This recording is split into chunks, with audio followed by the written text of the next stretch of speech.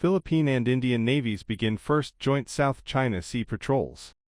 Indian Navy warships have initiated their first joint patrol with the Philippine Navy in the disputed South China Sea, starting on August 3, 2025. The two-day maritime cooperative activity involves 3 Indian vessels, the guided missile destroyer INS Delhi, the anti-submarine corvette INS Kiltan, and the fleet tanker INS Shakti. This patrol, which began after a port visit in Manila, coincides with Philippine President Ferdinand Marcos Jr.'s state visit to New Delhi to discuss further defense and strategic cooperation with Indian Prime Minister Narendra Modi. The joint patrol is part of the Philippines' efforts to strengthen defense ties with allies amid ongoing tensions with China over territorial claims in the South China Sea, where Beijing asserts dominance despite an international ruling against its legal basis. The activity includes operations like replenishment at sea and aims to enhance interoperability between the two navies.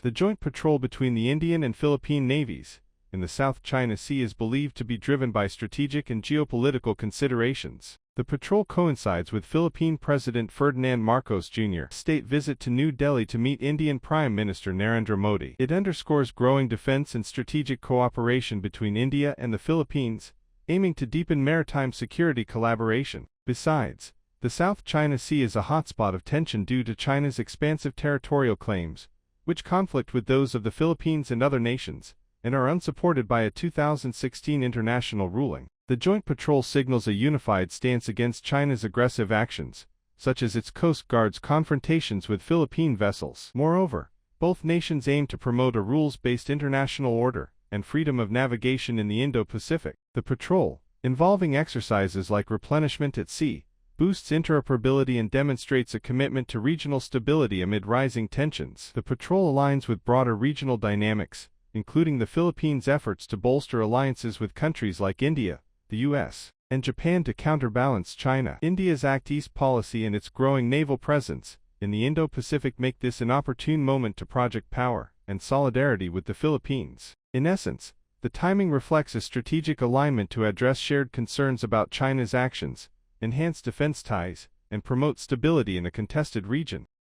The joint naval patrol between India and the Philippines in the South China Sea has elicited varied responses from regional countries, with China being the most vocal critic, while other nations have largely remained silent or supportive in alignment with their strategic interests. China has strongly criticized the India-Philippines joint patrol, viewing it as a provocative act that undermines regional peace and stability. The Chinese Ministry of National Defense, through spokesperson Senior Colonel Tian Junli, accused the Philippines of drawing in external countries to stir up trouble in the South China Sea, which Beijing claims as its own territorial waters. China conducted its own routine patrols in the region on August 3 to 4, maintaining a high alert status, signaling heightened vigilance and readiness to counter perceived provocations. Chinese experts, as cited in Global Times, described India's participation as gesture politics, suggesting it's more symbolic than substantive but still misleading to the Philippines by implying stronger support against China. Beijing's response reflects its broader opposition to external powers, including India, the U.S., Japan, and others, engaging in joint military activities in the South China Sea, which it sees as interference in its territorial claims. As a treaty ally of the Philippines, the U.S. has not directly commented on the India-Philippines patrol, but its own history of joint patrols with the Philippines and its strategic push to counter China's influence in the Indo-Pacific suggest implicit support.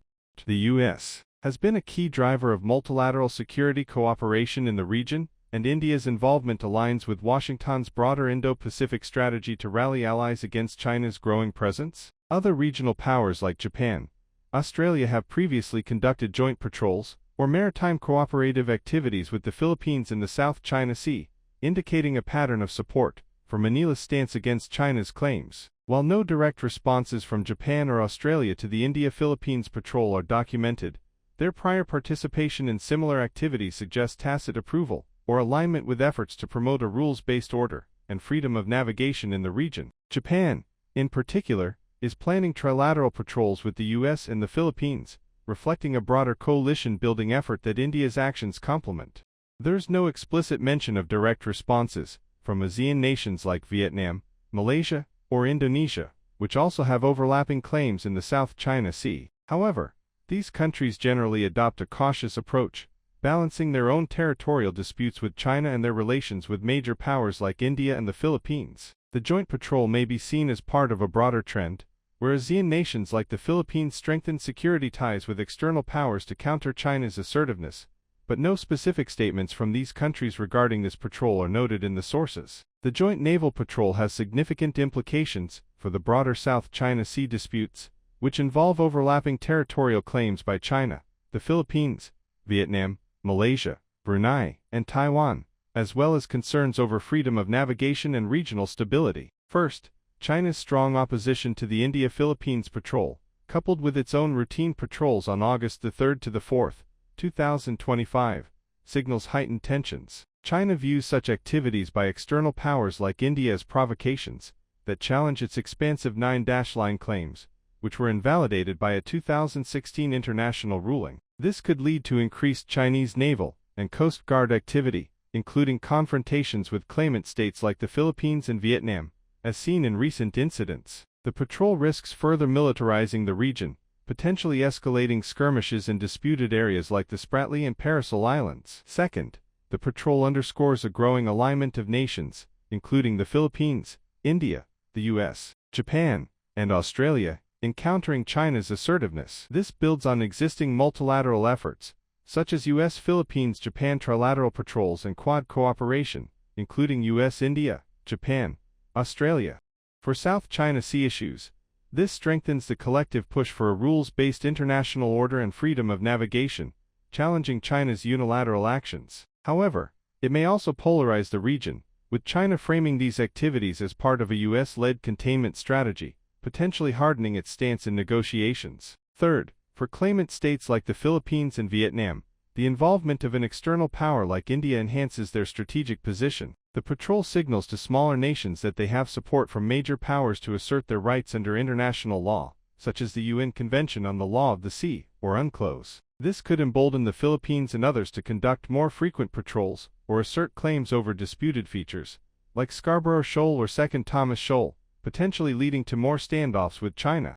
Fourth, the India-Philippines patrol emphasizes adherence to international maritime law, particularly UNCLOS, which China's claims contradict. By conducting joint operations, India and the Philippines signal their commitment to freedom of navigation and overflight, a principle also supported by the US, Japan, and others. This could encourage more nations to conduct similar freedom of navigation operations, increasing pressure on China to comply with international rulings, though Beijing is likely to remain defiant, as it has rejected the 2016 arbitration for ASEAN